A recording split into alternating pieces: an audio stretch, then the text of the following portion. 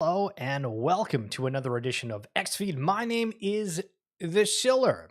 We go over everything Web3 NFT related and try to keep you informed, updated, and, feeling, sometimes positive, sometimes a little bit negative. Now, off the rip, I did want to talk about the stream for yesterday because, it was kind of a little bit of a clickbait title to a point, which was wild because it got an insane amount of views comparatively to a lot of the normal ones, and appreciate you guys for that. But to a point, I think that it's not necessarily inaccurate when we're having to judge so many different things, and we're going to reference a lot of different aspects and why I had the thoughts that I did yesterday.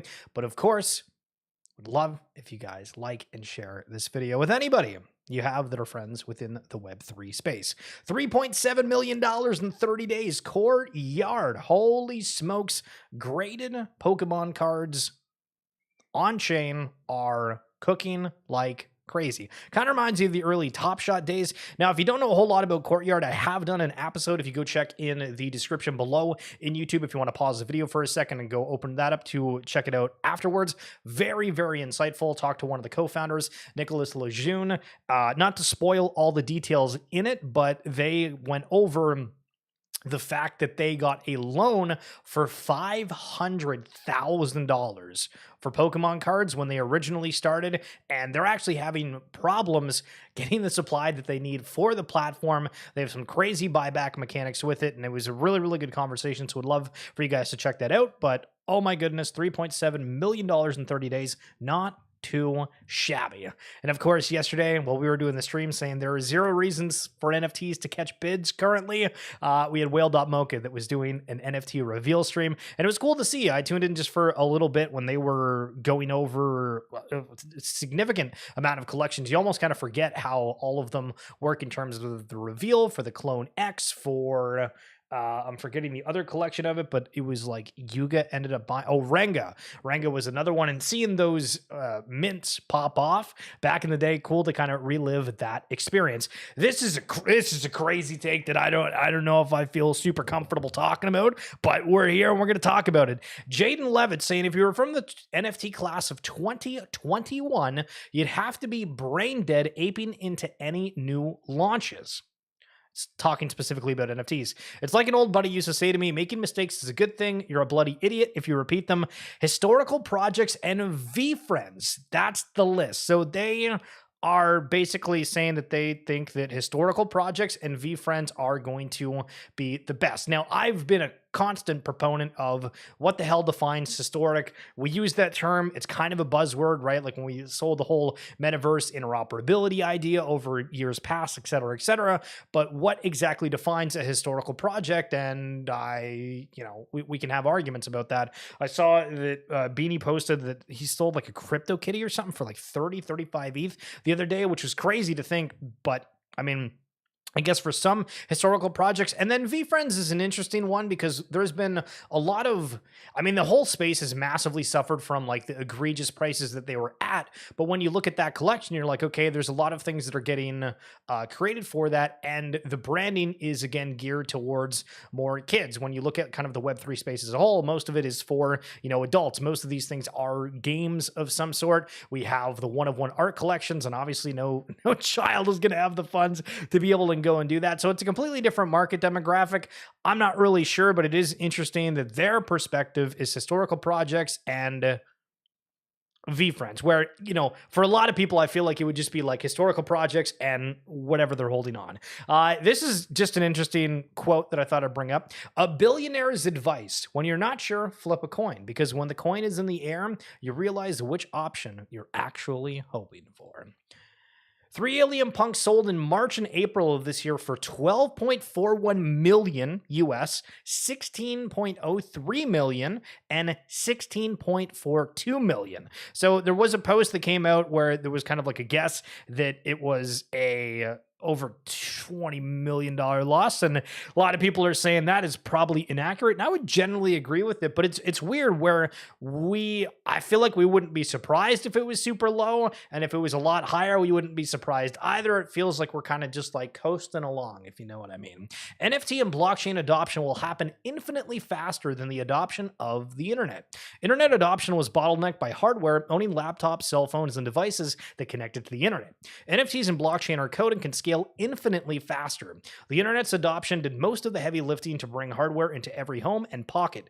Now we just need better products to make blockchain applications mainstream on our hardware. Now, there was a conversation that I had, and I think it was on the RWA Segments podcast, that was about, I was challenging somebody where we were talking about like the internet of value.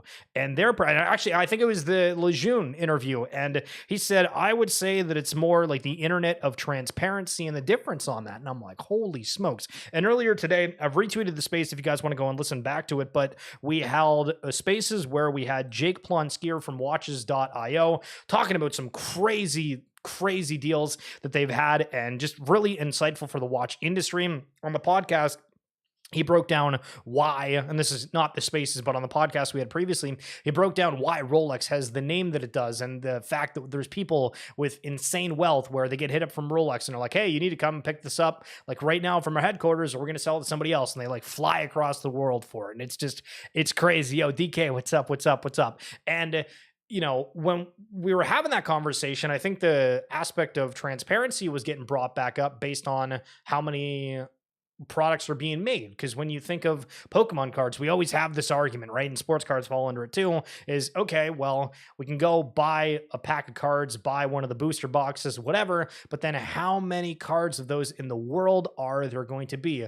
Who's hoarding certain things? What's the value with the supply, demand, et cetera, and talking about the blockchain and the transparency aspect, you kind of stop for a second and really think about it. Some people, it's not going to matter, but again, the adoption of all this, the transparency, that's the thing that people like, right? Like if you have a secret right now, or better yet, I have a secret, and you're like, oh my goodness, Shill's got a secret. What is it? And I'm like, yeah, not going to tell you.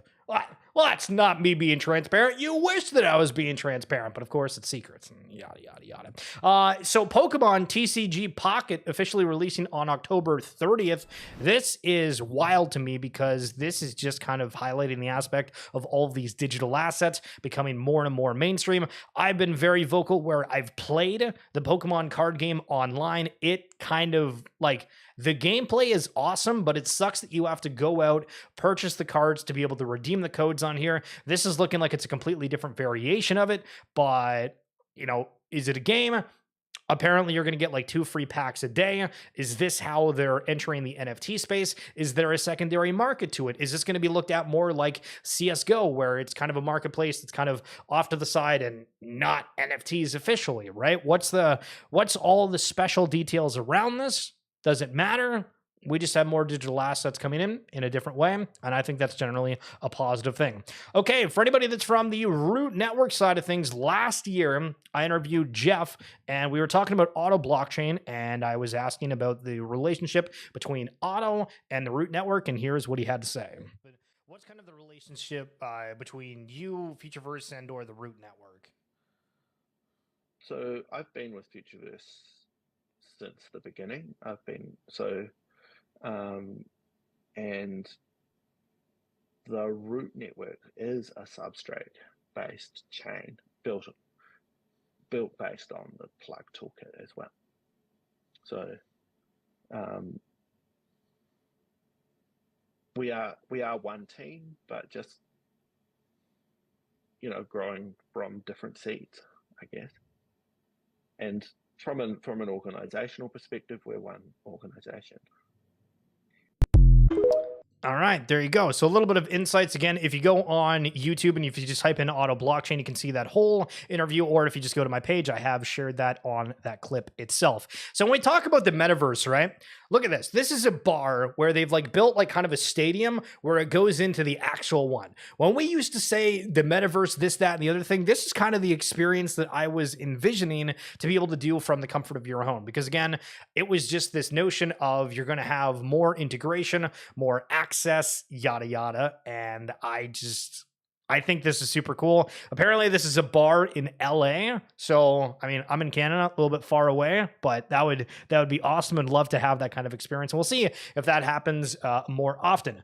Okay, so if you haven't heard, there was a big collection out there that decided they were going to move away from Web3, and it's caused a whole lot of stir within the space. So, Dimensionals, the roguelike deck builder with collectible heroes. I'll play just this clip right quick so you can see kind of what the game looked like.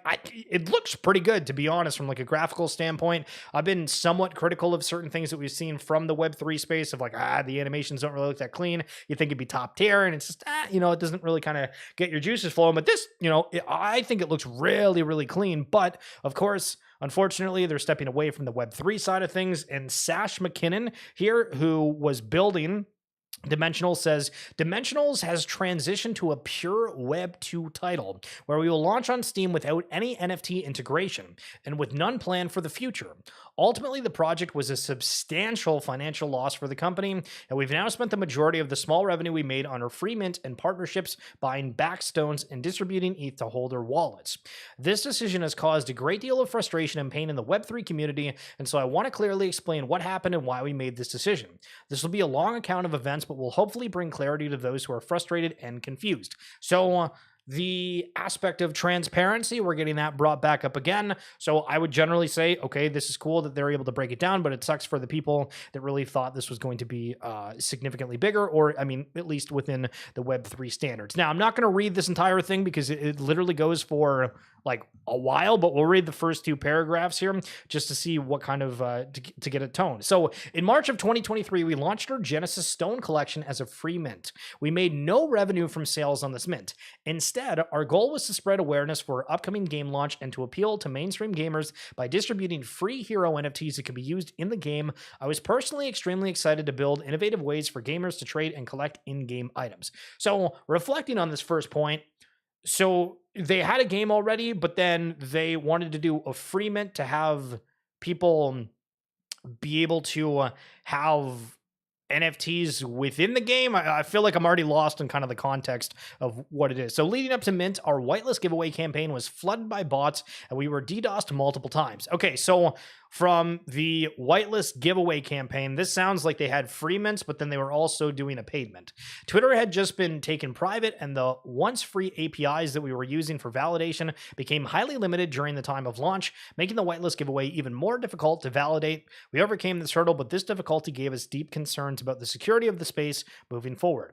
Within a week or so of our initial mint, OpenSea and Blur made royalties optional, and the revenue that we had begun generating from royalties immediately went to zero. So there was such a debate back in the day about royalties, the optionality of it, people saying, oh, these collections need it, others saying, oh, they don't need it, Blur's killing NFTs. Man, it's wild to think about all of the steps and the transitions. And to be honest, one of the thoughts that I had kind of early on when I first got into Featureverse and Fluff World was that, okay, well, if they're doing like their own chain and all this stuff, and if the Ethereum marketplaces aren't giving any royalties, why the hell would you launch anything? Just wait until you can move these assets over to a chain where you can have these royalties. And what we're seeing for the most part is anything that's natively on certain chains that don't have to go through OpenSea or Blur. And in even some cases, they baked it in the smart contract where if it goes on OpenSea, those royalties are still paid. But it was a huge pain point back in the day. So very interesting quick read there. Maybe we'll go through the rest of it a little bit later, but we got a lot of stories to get through.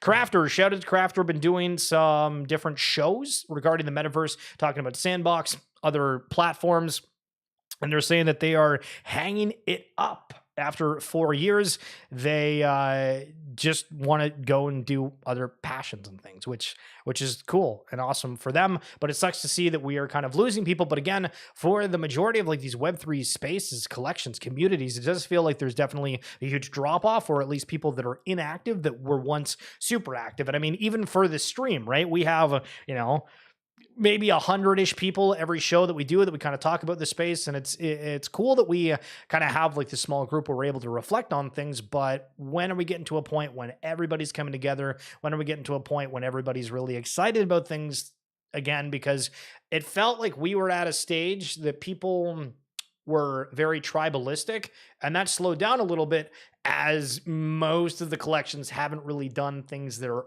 overtly significant. So before, it was a war of where are we allocating capital? You got to join us, no, you got us, and then it's like, okay, now we have to like justify why we're doing so. And I don't know, maybe that's a wrong take, but I feel like the vibes have shifted up a little bit. Zir saying, for those of us who have invested in Web3 businesses earlier this year, I know many of you were throwing money at every syndicate deal that came up. How many of these investments have you marked to zero? Kind of wish I bought an NFT instead now. At least with an NFT, I get to floor it and get out, or at worst, keep a cool JPEG in my hidden folder. So interesting that it seems like people that were going out investing in different businesses regarding Web3 had a little bit of a struggle. So this is Ragmon from Ronin Network, just highlighting as a second so you guys can see some different crypto games that are out there.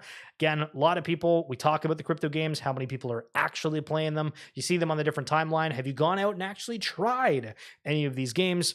I feel like most of the time the answer is no, maybe a handful, but it's, it's cool that there is a lot out there.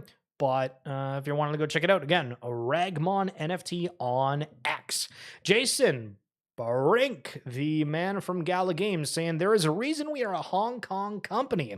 Asia is embracing innovation while the West is trying to gatekeep and figure out how to squeeze everyone. And this was a quote tweet response for Eugene NG talking about how China is looking to unban crypto. And again, a lot of talk at the beginning of the year, and again now that leading up to the election, things are going to get spicier. I mean, we have all the different ETFs approval throughout the year. We have different positive regulations potentially coming. Again, the unbanning as well, which would be absolutely massive. So BitBetter also did a quick video kind of talking about the difference between blockchain, Web3, and I just thought I'd play it because, we hear these terms, but then when you think about it, can you explain it if you tried, or do you need help from somebody else? A video, and I would upload it and post it so that everybody could know what I consider to be the difference between Web3 and blockchain. As with everything, there's a tremendous number of opinions. Your mileage may vary. Some of you may disagree with me vociferously, but this is what I see as being the difference. Primarily, at the core, the difference between Web3 and blockchain is that Web3 represents a category of business and or an ethos, whereas blockchain itself represents a technology stack. Web3 comes from, sort of the line of Web 1, Web 2, Web 3 businesses. What this means is that in Web 1, the first iteration of the internet, things were quite decentralized. They were spread all over the place. You had people running little servers in their homes. You would connect to different websites via IP addresses. It was all very sort of ad hoc and a little bit messy.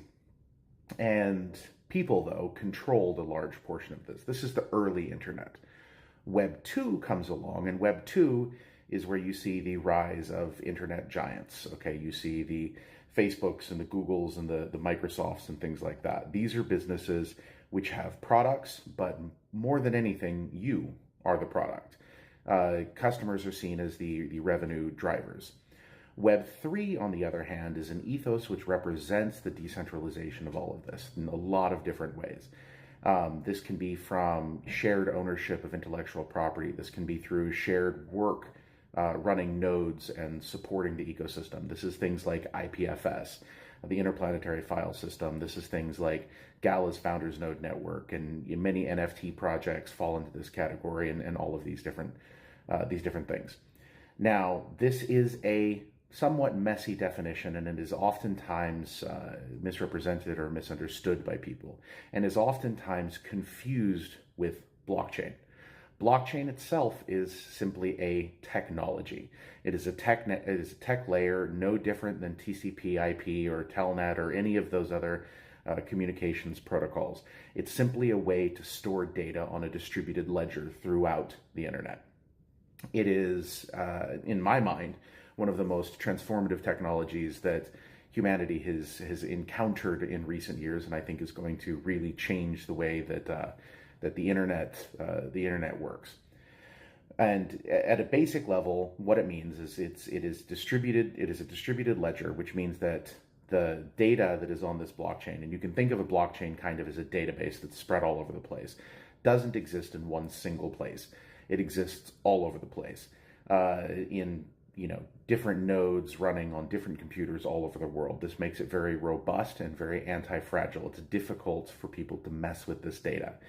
This is what gives blockchain fundamentally its power, and makes it able to do what blockchain does. Unfortunately, this term and this technology has been used by a lot of different people for not necessarily such great things. And that's one of the issues that blockchain and cryptocurrency in general faces. Blockchain and cryptocurrency, by the way, are not the same thing. You can have a blockchain that does all sorts of blockchain stuff. For example, DHL uses blockchain to track some of the logistics. De Beers tracks most of their diamonds on blockchain. Bumblebee Tuna has QR codes on the cans that you can scan. All of that data is stored on a distributed ledger, but they don't have any sort of cryptocurrency attached to it. Cryptocurrencies are simply tokens that are exchanged and the ledgers of which are tracked on a blockchain. And so when you combine these three concepts of cryptocurrencies and tokens with blockchain and with Web3, you get what is sort of the general crypto space that you see today, which has things from some fantastic projects to some really not so great things that are out there. And here at LFG, we're working on serving as a full service Web3 foundry to bring blockchain to the rest of the world in the best, most transparent, most awesome way possible. So anyway, I hope this really, really short, quick, ad hoc. Yeah, okay. So I thought it was interesting the way that he was phrasing the Web3 ethos and highlighting the aspect of it being shared, right? When we talk about Web3, there is definitely an aspect of it being kind of like this shared.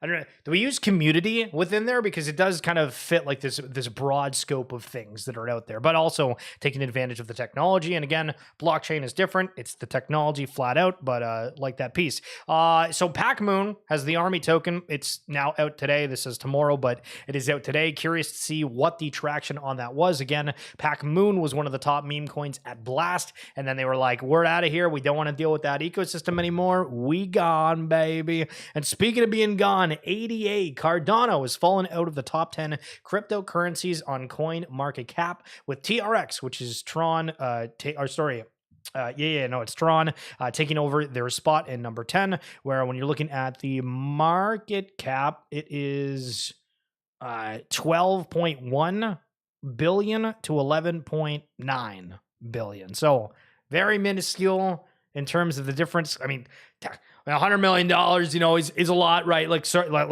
clarify that for a second. But interesting to see the shakeup. And it's funny because whenever you got into the space, barring that it wasn't, within like the past year, we've seen a lot of different tokens up and down through the top 10 within here, and the changes, and some tokens you think, hey, that's never going to get there. Well, it might. And again, the top 100, I've always had the notion of like the top 100 cryptocurrencies. Half the time, you can't even explain what most of them do. Now, for Azuki, they put out a little quick teaser of like kind of their short story here. So I thought I'd play that one for you as well. I don't really know what to think about it. I think the storyline is good. I was very excited that we were getting kind of these short pieces of content being shown for this, but at the same time, I'm like, it'd be cool to have kind of like that full series out there, because people want to connect, right, with this whole community aspect. They want to dig in, where the upcoming second season of Rings of Power, if you're a Lord of the Rings fans, coming out, and you can see everybody talking about the trailers, everybody talking about different perspectives and things, and I feel like these are cool and very entertaining, but I don't know if it adds a whole lot to the story to be able to have the community kind of talk and discuss what's going on. But here, I'll show it to you nonetheless.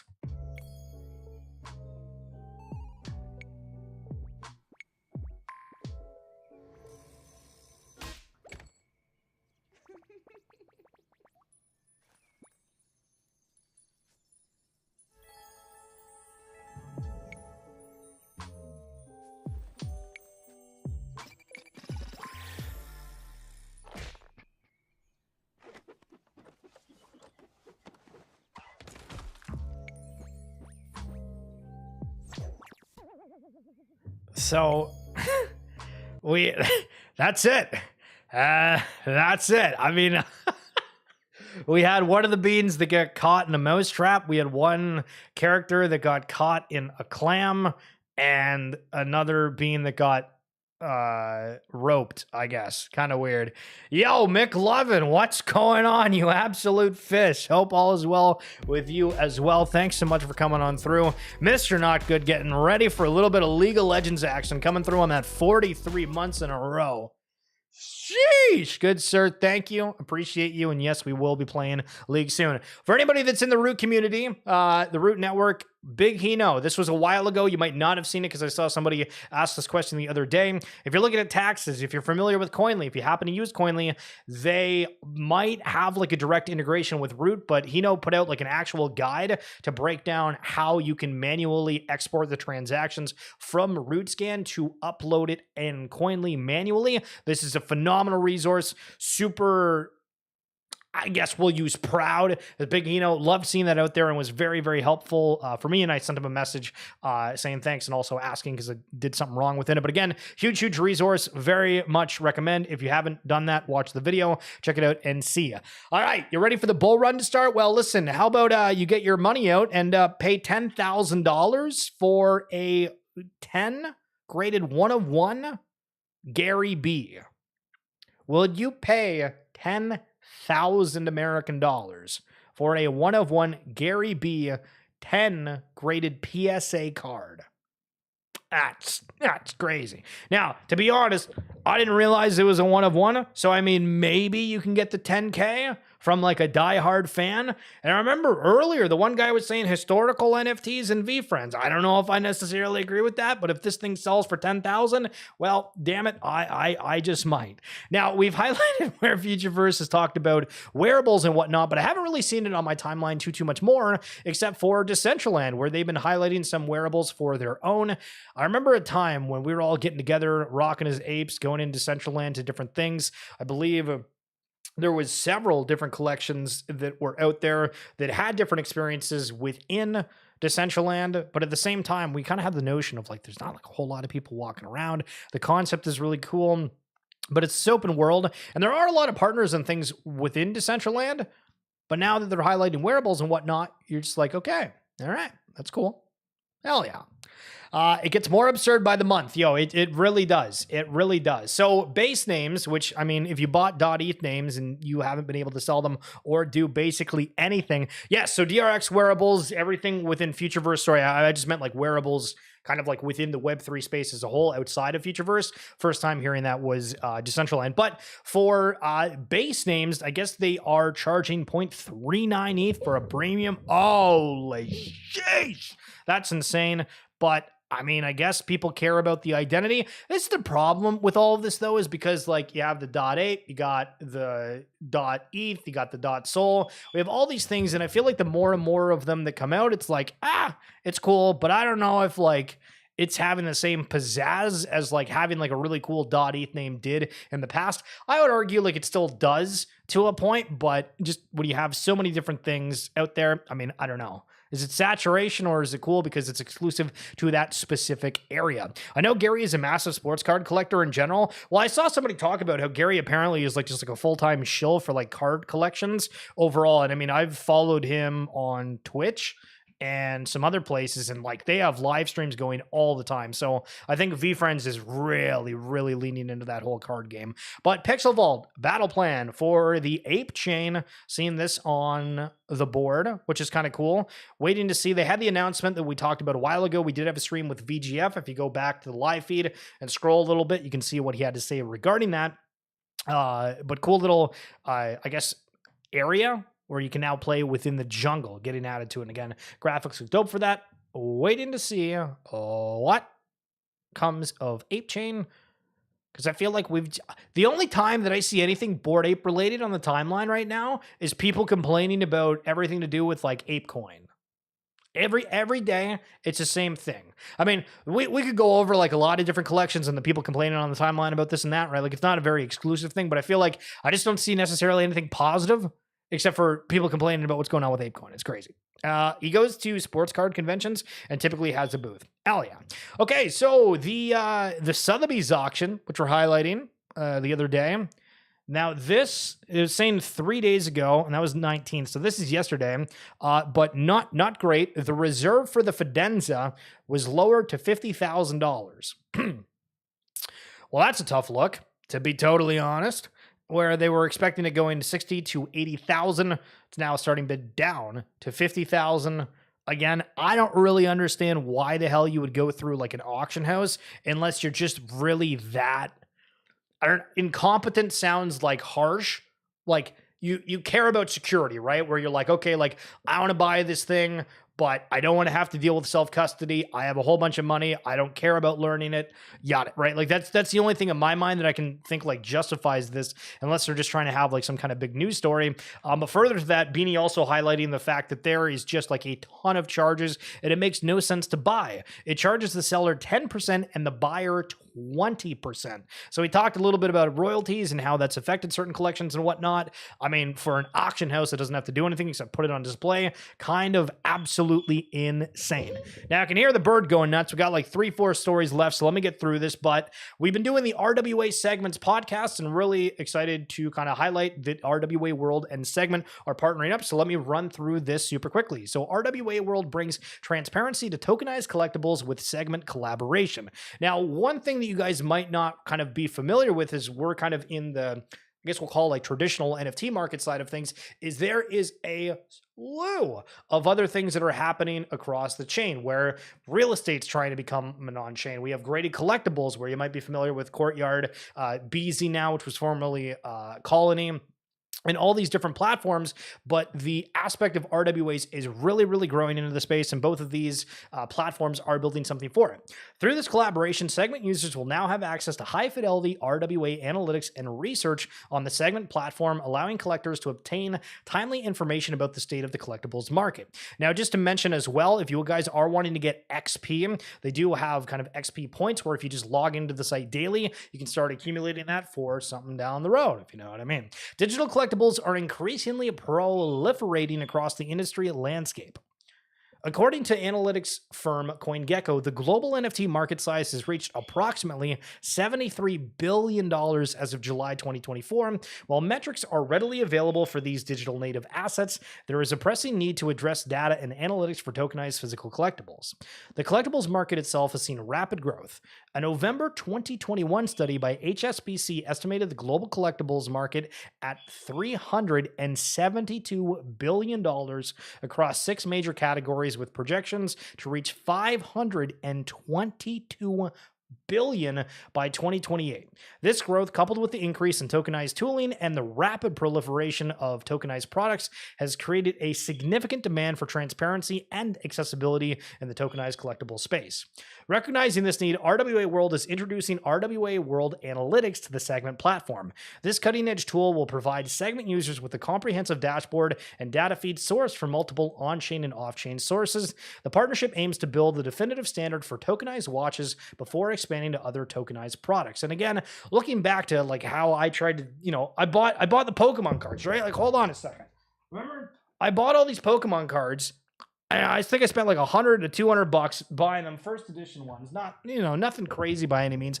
And the sales data on certain things, the misrepresentation of what's being sold, all this kind of stuff, it really just does come down to data. So that is awesome to see that partnership forming. And again, anything that's regarding data, I feel like you always stop for a second when somebody says, hey, this collection has done, this amount of volume in the past 30 days. This is the comparison between ETH, Sol, and you get to see that data. I didn't really care about anything math related data, yada, yada, growing up. But now I'm like, this stuff is actually kind of cool.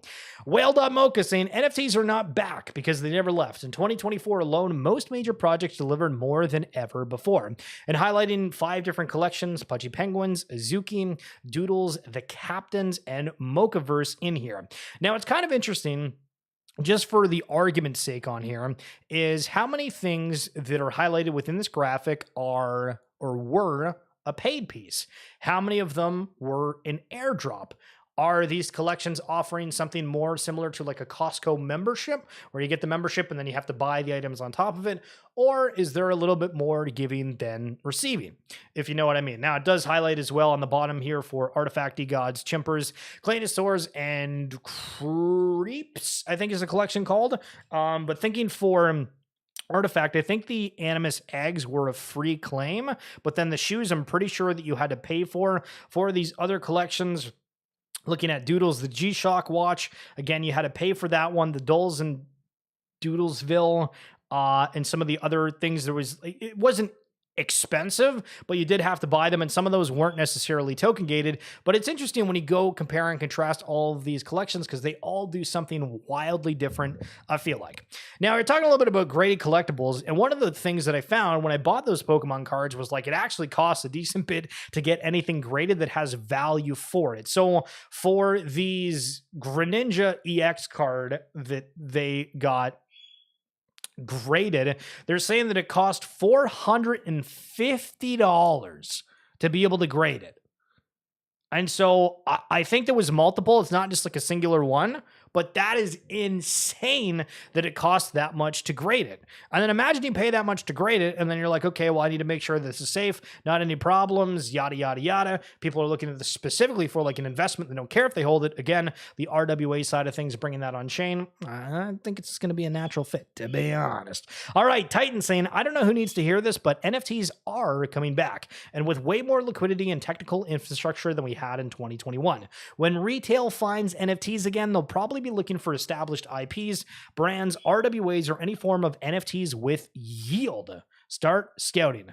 Massively agree on the yield component. I think that there is a huge problem in the space where there's a lot of people that are holding on to collections that don't have any yield whatsoever. And for the collections that do have some sort of yield, they start the airdrop notions again. Remember BAYC, why'd that take off? Because there was the dogs, there was the serums, there was the ape coin, there was all these different things. Then it just kind of justified, hey, well, if this keeps happening, well, this is great to own it, right? And I think that's going to continue to happen in specific collections, not all of them. That's going to be it for this edition of XFeed. Thank you so much for tuning on in. If you can give me a like, I'd love it. And again, check in the description below or on my X bio if you want to listen to the RWA Segments podcast.